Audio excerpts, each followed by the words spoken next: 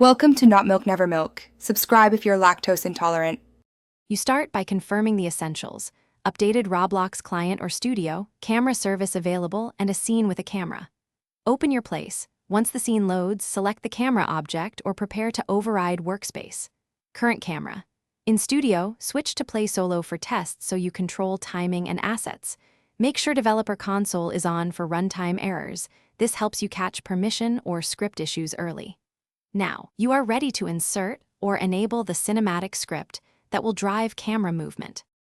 Once done with basics, you implement the camera controller. Create a local script that sets camera type to scriptable, and then animate C-frame using tween service or run service. Bind to render step for frame-accurate motion. Adjust camera, field of view, and add a depth of field post-process to soften the background. This emphasizes your subject. Make transitions gradual, ease in and out, so cuts feel intentional. Make sure to test different speeds and easing styles while watching the developer console for warnings about heavy computations. To finish, wire the cinematic sequence to a trigger, UI button, remote event, or game state change. Then play the tweened camera and restore the player camera when done. You should clean up, disconnect bind to render step, and destroy temporary objects to prevent drift.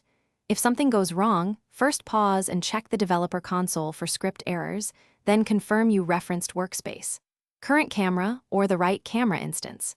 If players still see issues, verify client-side execution and remote event security rules to ensure proper control. Thanks for watching. If this was helpful, leave a like and consider subscribing. See you next time.